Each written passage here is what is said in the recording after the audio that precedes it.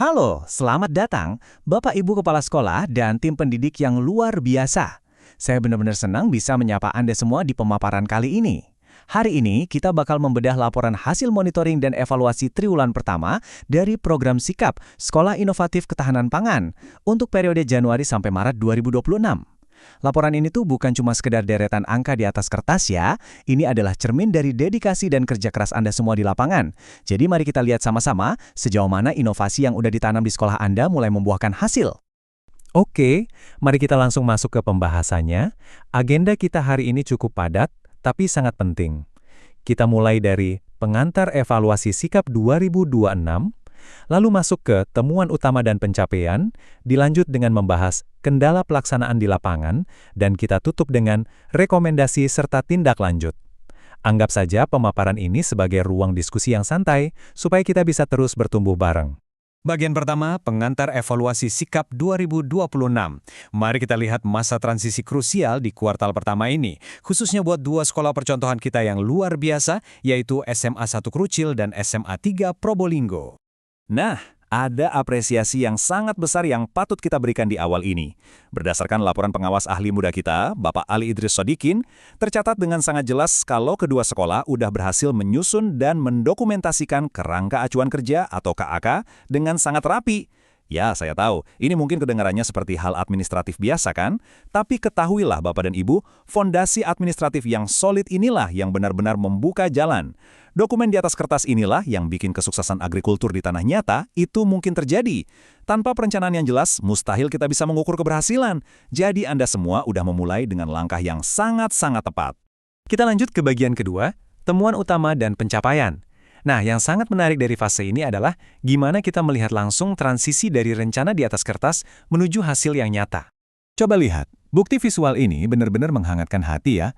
Di satu sisi kita bisa melihat langsung dedikasi luar biasa dari tim pendidik di SMN 1 Krucil yang turun langsung ke kebun. Tangan mereka menyentuh tanah, merawat tanaman dengan penuh kebanggaan. Terus, di sisi lain, kita juga melihat semangat yang luar biasa dari siswa-siswi SMN 3 Probolinggo dengan seragam pramuka mereka.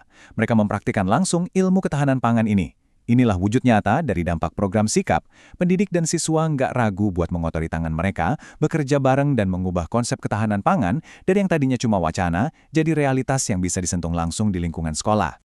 Sekarang, kalau kita bandingkan pemanfaatan lahan dan hasilnya, kita bakal nemuin metrik yang sangat menarik.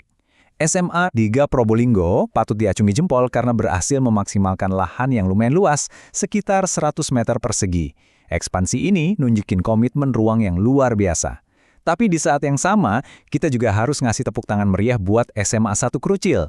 Kenapa? Karena bayangkan saja, dengan lahan yang jauh lebih kecil, cuma 42 meter persegi, mereka mampu mencapai tingkat efisiensi produksi yang wow banget, menghasilkan rata-rata 30-40 kg panen setiap bulannya.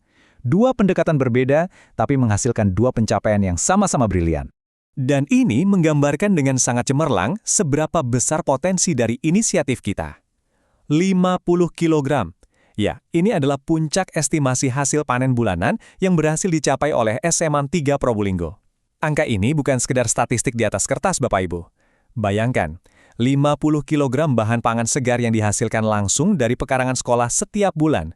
Ini adalah kesuksesan nyata dan benar-benar terukur dari program Sikap. Lalu gimana sih program ini terintegrasi sama para siswa? Nah, laporan nunjukin kalau kedua sekolah punya pendekatan yang beda, tapi efeknya sama-sama luar biasa. SMA 1 Krucil misalnya sangat dipuji karena berhasil masukin materi ketahanan pangan ini langsung ke dalam denyut nadi akademis mereka. Mereka mengintegrasikannya ke dalam praktik mata pelajaran biologi dan prakarya. Pendekatan intrakurikuler yang super cerdas. Di sisi lain, SMA 3 Probolinggo ngambil jalur yang sangat memberdayakan dengan memanfaatkan mesin penggerak yang udah ada, yaitu ekstrakurikuler seperti Laskar Hijau dan Pramuka. Ini membuktikan satu hal penting, nggak ada satu jalan tunggal menuju sukses selama siswa dilibatkan secara aktif. Dan ternyata keberhasilan ini nggak cuma berhenti di ladang panen aja. Jiwa kewirausahaan dari kedua tim pendidik benar-benar bersinar di titik ini. SMA 1 Krucil ngambil inisiatif keren dengan mengemas produk hasil panen secara profesional biar punya nilai jual, ditambah lagi inovasi menggandeng komite sekolah dan masyarakat buat produksi pupuk organik sendiri. Keren banget kan? Sementara itu, SMA 3 Probolinggo ngelakuin pengolahan hasil panen untuk nambah nilai jual produk dan secara strategis menjualnya langsung ke orang tua atau wali murid. Jadi Anda semua tuh nggak cuma ngajarin cara menanam, tapi Anda lagi mendidik calon pengusaha muda dan ngebangun ekosistem komunitas yang solid, benar-benar menginspirasi. Bagian ketiga, kendala pelaksanaan di lapangan. Tentu saja, kita sama-sama tahu kalau nggak ada inovasi tanpa hambatan. Menjaga lahan tetap produktif sambil mengajar itu bukan hal yang gampang. Jadi, kendala yang bakal kita bahas ini sama sekali nggak mengurangi apresiasi atas keberhasilan luar biasa Anda. Jadi, poin krusialnya adalah gimana kita membedakan tantangan-tantangan tersebut. Kalau kita perhatikan polanya, serangan hama atau OPT ini ternyata musuh bersama yang dihadapi kedua sekolah. Semuanya kena. Tapi, cuaca yang nggak menentu jadi tantangan yang lebih spesifik buat SMAN 1 Krucil. Sementara itu, masalah manajemen waktu siswa, terutama saat lahan agak terbengkalai karena musim ujian, nah, itu tantangan unik di SMN 3 Probolinggo. Dengan memetakan pola ini, kita jadi punya kunci buat ngerancang solusi yang benar-benar tepat sasaran. Coba perhatikan gestur pendidik kita di lapangan ini. Beliau lagi menginspeksi tanaman dengan sangat teliti. Kita harus sadar kalau alam itu selalu ngasih variabel tak terduga yang nggak bisa kita kontrol sepenuhnya. Kayak cuaca dan hama tadi. Menghadapinya itu menuntut persis apa yang ditunjukkan di sini. Dedikasi tanpa henti, perhatian terus-menerus, dan pastinya rasa kasih sayang pada apa yang udah ditanam. Ya inilah realitas bertani, menuntut komitmen yang nggak main-main. Bagian keempat, rekomendasi dan tindak lanjut. Mari kita ubah temuan dan kendala tadi jadi kompas strategis kita ke depan. Wawasan inilah yang bakal memastikan implementasi di kuartal berikutnya bisa jauh lebih tangguh. Mari kita melangkah lebih jauh dan melihat bagaimana ini semua membangun strategi kokoh untuk periode April hingga Juni 2026. Dari laporan evaluasi, ada 3 rekomendasi yang benar-benar nyata untuk dicoba. Pertama, pengendalian hama yang harus lebih intensif. Kita harus satu langkah di depan. Kedua, perbaikan teknik persiapan bibit dan penanaman supaya risiko gagalnya makin kecil. Dan yang ketiga, ini penting, menata ulang pembagian jadwal piket kebun supaya pemeliharaan lahan tetap konsisten meskipun anak-anak lagi sibuk-sibuknya masuk musim ujian. Senyum kebanggaan dari tim pendidik SMAN 1 Krucil di tengah kebun yang subur ini, rasanya ini visualisasi yang paling pas buat menggambarkan optimisme kita bersama. Sekali lagi, Bapak Ibu Kepala Sekolah beserta seluruh staf pendidik, saya pengen menegaskan rasa hormat yang mendalam atas kerja keras Anda semua. Cabang Dinas Pendidikan Provinsi Jawa Timur wilayah Probolinggo sangat bangga melihat kolaborasi luar biasa ini. Anda semua udah ngebuktiin kalau sekolah benar-benar bisa jadi agen perubahan yang mandiri dan inovatif.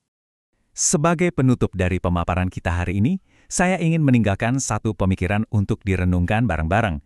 Pertanyaannya sederhana, tapi dampaknya besar. Gimana cara kita memastikan lahan sikap ini tetap terawat optimal saat siswa lagi fokus-fokusnya menghadapi ujian sekolah? Mari kita jadikan pertanyaan ini sebagai bahan obrolan dan diskusi strategis di ruang guru besok. Temukan solusi praktis yang paling pas dengan kondisi dan budaya sekolah Anda masing-masing.